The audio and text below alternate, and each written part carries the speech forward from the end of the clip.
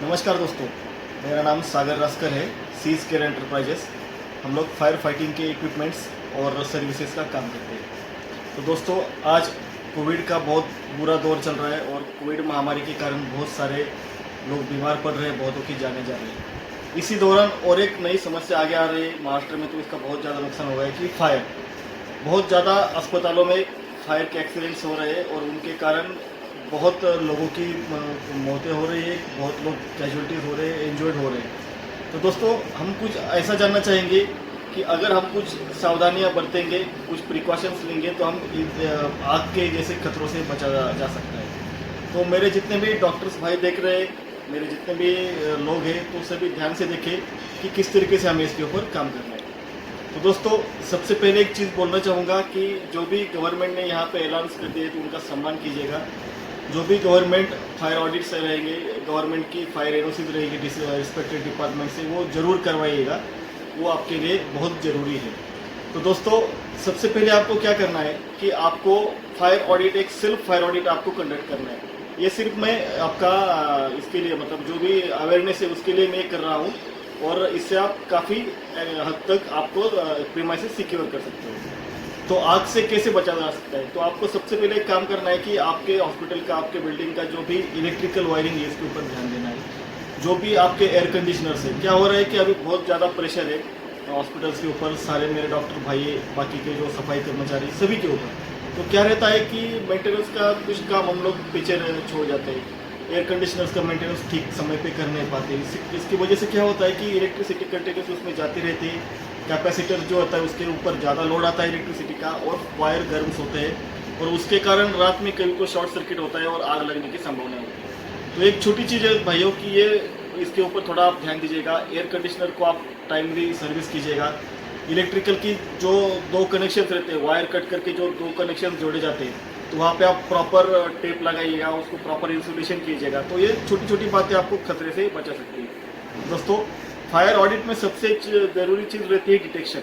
Detection मतलब जब भी फायर अगर हो जाती है या भी इग्निशन हो जाता है, तो आपको समझना चाहिए। तो इसके लिए क्या कर सकते हैं हम?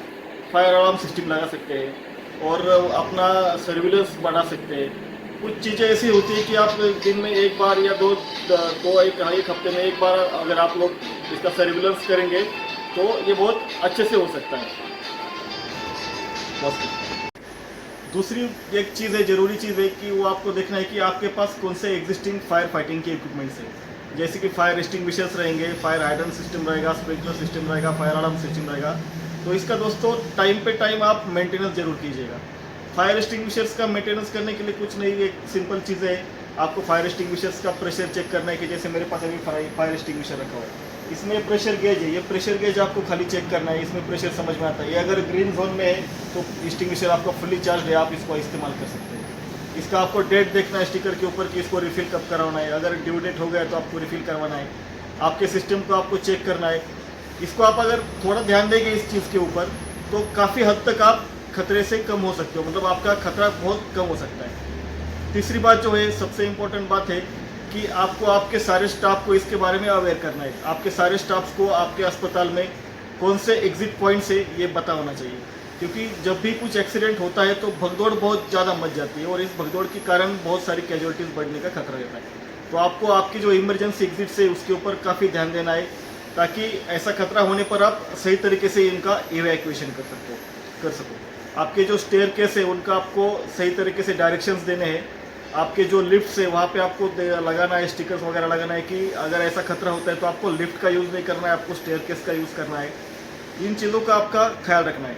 आप ज़्यादा से ज़्यादा फायर एक्सटिंग्विशर्स के जो साइनेजेस रहते हैं, exit signages, emergency exit signages, इसको आप डिफाइन कीजिएगा, ये साइनेजेस लगाइएगा, तो काफ़ी हद तक आप खतरे को कम कर सकते हो। और आप सबसे इम्पोर्टेंट बात, आपको अगर फायर ऑडिट करवाना है तो हम लोग आपका फायर ऑडिट करवा सकते हैं। बिल्कुल, जो भी गवर्नमेंट ने ऑथोराइज की हुई फायर फाइटिंग की एजेंसीज है, जिसे हम लोग लाइसेंस एजेंसीज बोलते हैं, सिर्फ इनके द्वारा ही आपको फायर ऑडिट करवाना है।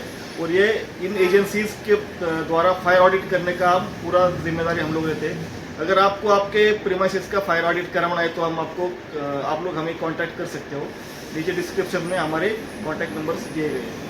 तो भाइयों, जैसे कि मैं बता रहा था कि आपको डिटेक्शन के बारे में सोचना है, एक बार डिटेक्शन का आपका काम कंप्लीट हो गया, आपने सेल्फ आपका पूरा चेकलिस्ट बना लिया, आपने सेल्फ चेक कर लिया, उसके बाद आपको देखना है कि सेपरेशन का मतलब जो भी एक्सटिंग्विशर्स है, आपके जो भी फायर फाइटिंग की सिस्टम है वो सही तरीके से काम कर रही है नहीं, इसका मेंटेनेंस करवाना है।